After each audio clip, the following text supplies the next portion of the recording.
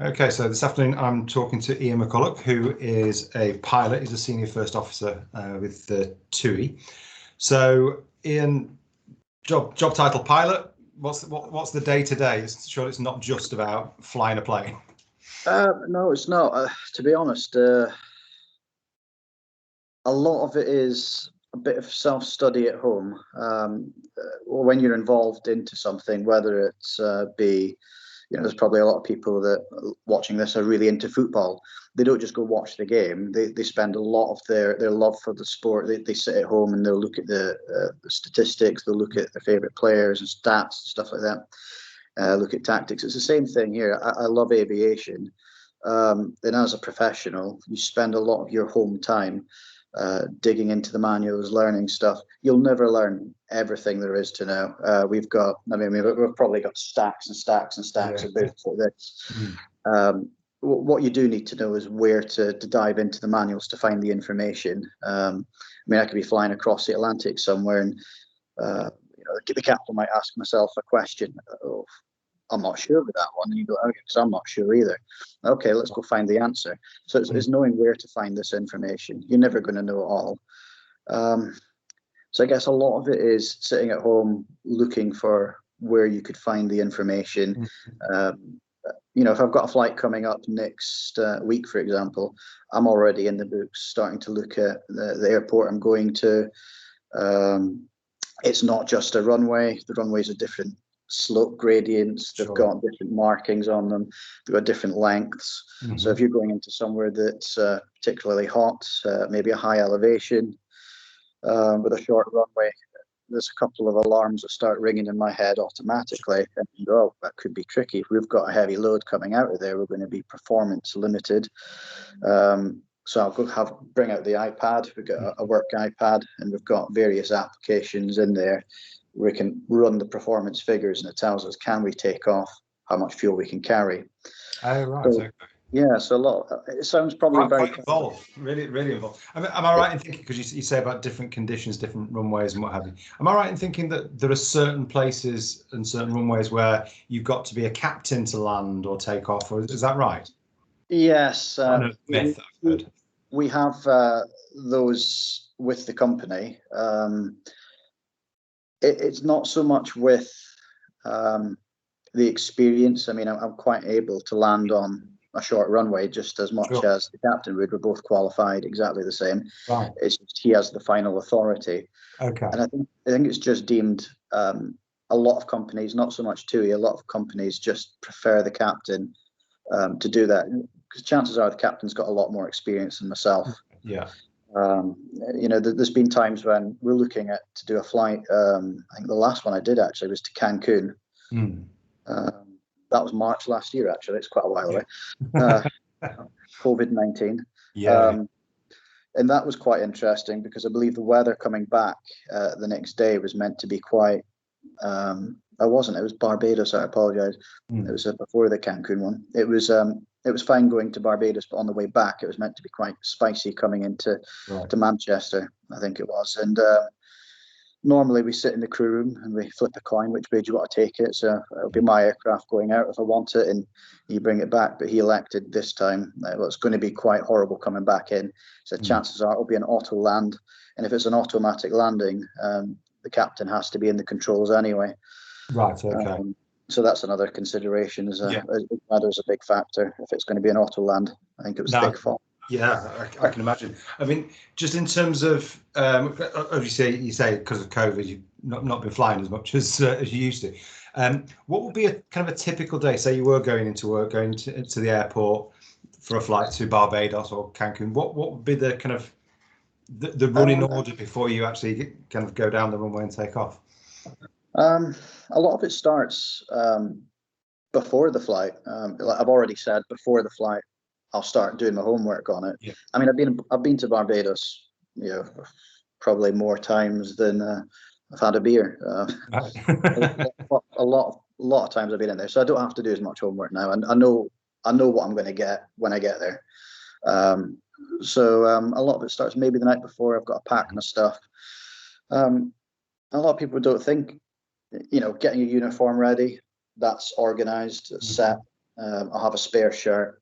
I'll get my bag out, mosquito spray. I'll get my deodorants out, everything, and I'll just, depending on how many days I'm away for, depends on the size of the suitcase.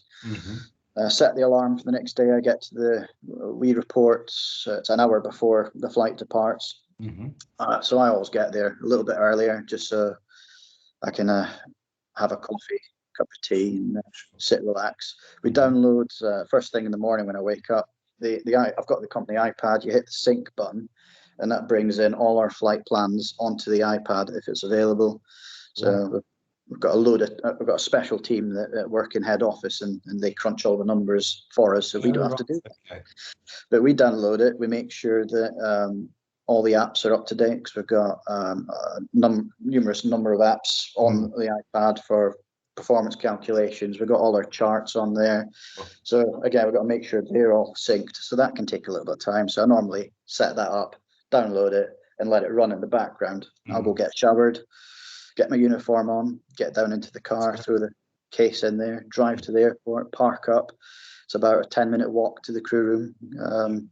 You normally see the cabin crew there an hour and a half before departure. So the crew room's quite a big room. And sometimes it's just a sea of faces. It's just different crews all going to different destinations. So who's going to Barbados? No, you're going to be all right. Okay. So you find your crew. There's normally a number on the table with what the flight number is. And sometimes you've got to introduce yourself, because you're flying with new people. So say, hi, I'm Ian. I'm the first officer today. And they'll be like, oh, great. Do you know what the flight time is? I'll be like, oh, I've not looked yet. Or, yes, I have. It's going to be this. And they're like, oh, do you think you could do better? I'm like, I think I can do better than that. Sit down, sync the iPad again in case they've come up with a new flight plan. That sometimes happens. Captain walks in. So I like to go in early. So the captain asks me, have you looked at the details? I can say, well, I have actually. It also just allows for a number of other reasons, because there can be things such as at the moment it's winter time, so you arrive first thing in the morning and the aircraft's covered with ice. Okay. It's nice to pick up the phone and make sure that 9 times out of 10 it's done for you anyway. So when you arrive to the aircraft, the fuel's already on board. Our flight plan has a fuel number on it that's already predetermined. So the fueler's already connected onto it. And you'll fill it through that number, but then you'll stand by waiting for us to give the final number. So we always add a little bit extra on there just in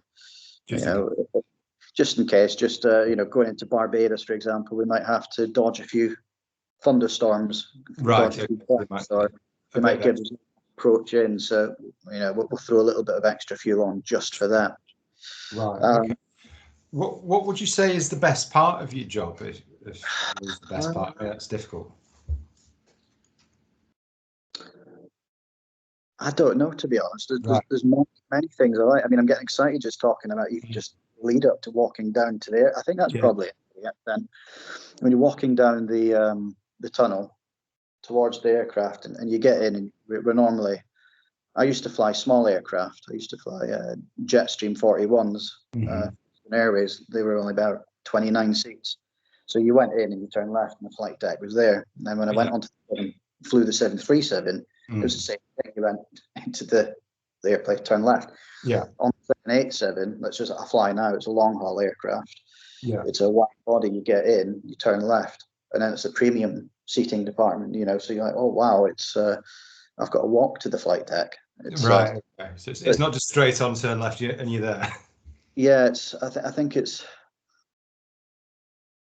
think for me that's it. I always felt growing up, I was very, very lucky, and my parents took me to Florida on holiday, and I always remember just being completely amazed that this aircraft could fly all that way across the Atlantic, and there was 2 people up the front flying it. And for me, every time I get onto that plane, it just brings me back there. I'm just like, wow, I just think it's incredible. Excitement. I get really excited, to be honest. It took me a long while to realise that I do get excited, because I'm quite a drum, a slap on my knee with my hands. And the captain said, "You're very excited, or are you anxious?" I said, "Actually, I think it's excitement. It must be." Yeah. I do the same when I'm at home. If I'm watching something on TV that I'm football or whatever. Yeah, it's Right. Okay. Now, I mean, in terms of obviously secondary school pupils that would kind of going to be showing the video too, what would you recommend as a kind of an academic path in terms of becoming a pilot? In terms of what would you recommend that they excel in at school, go on to do it, say college or wherever, and then what would the next steps be? Well, this is probably a good question, actually, because there's stuff that I wish I knew. I think I wasn't particularly good at school, to be honest. I didn't do well in school. I didn't put the work in. I didn't study. Right. My fault. But if I was to do it now, if I was to sit and do a physics exam, if I didn't get 95%, at least, I'd be kicking myself, because it's easy. It's really, if you know what you're doing, it's easy. Yeah. But yeah, I think there's various avenues you can go about it. Physics is obviously a massive, massive. Not so much when you're flying, but for the studying, when you're doing all your exams. There's a lot of stuff from physics that came up, kinetic energy and things like that. Oh, that makes sense now. I wish I studied. So I was actually learning. I had to do twice as much work when I was studying to be a pilot, because I didn't have the foundations that I should have taken away from me when I was at school. I really wish I did. Maths is probably another big one. But I think probably rather than the subjects, it doesn't really matter whether you did chemistry, physics, or it doesn't matter. What is probably the most important thing is nailing that mindset and getting into the habit of good study, being able to, whatever subject it is, knowing about it and having that discipline to sit and learn it. Practice. Those, if you've got, I don't know, do you still do practice test exams? Yeah, we do mock exams, and there's lots of opportunities in terms of assessment and kind of practicing and kind of until you do get things right. So obviously science and maths would be pretty important. But as you say, others, it's more the attitude to learning, I think, from what you're saying, rather than the specific subjects. I mean, I've met various people in the profession. I've sat next to one of the captains I sat next to failed school. He went and became a window cleaner, and then I had a eureka moment, and then he locked himself in his room every single night. Then at 40 years old became a pilot. Just halfway through his life decided, that's what I want to do. I'm going to do it. But I wish I didn't start flying until I was probably about 25 or something like that. I didn't do well in school. I worked in a shop.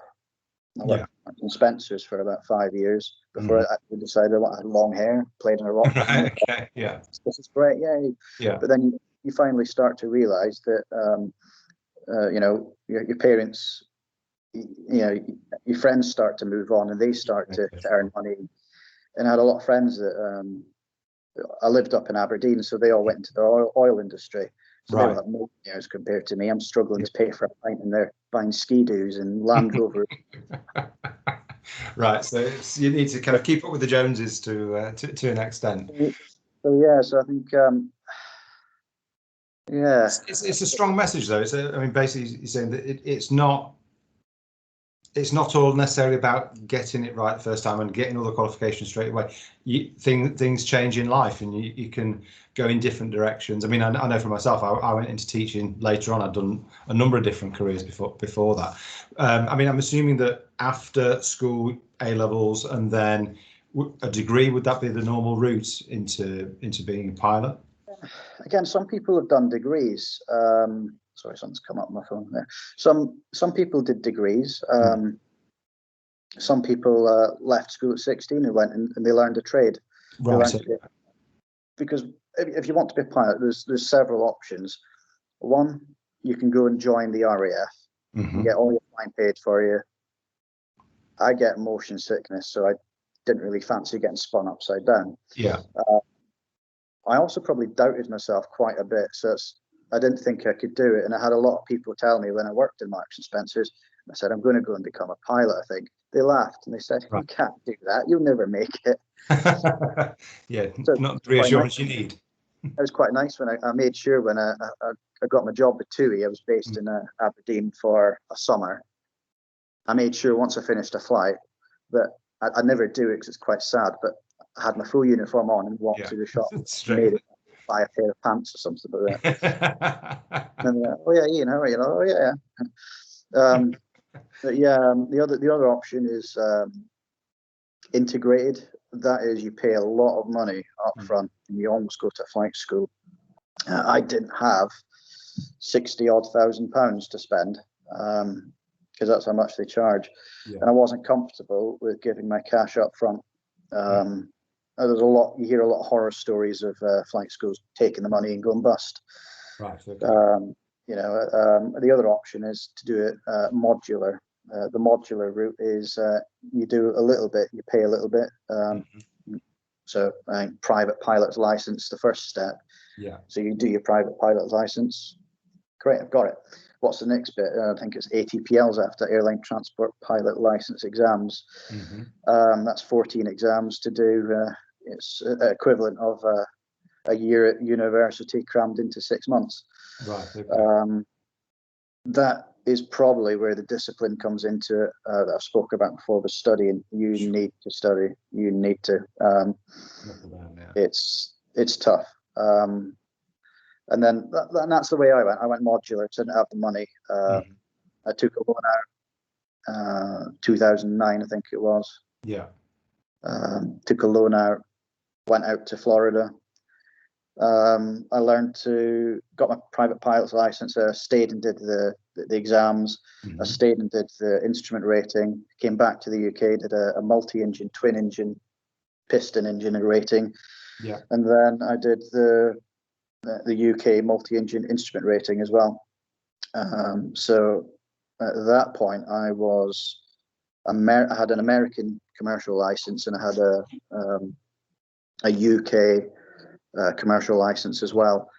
But the problem then is you've probably spent about 50-odd grand, but you can't find a job. So you've now got to look for a job. But when you've already spent that much money, what do you do? So a lot of people that dropped out of school at 16 years old and went and learned a trade, that was great for them because they were able to work as a plumber and they did a little bit of flying and they went and did some work and they were almost like working to pay it off. Sure.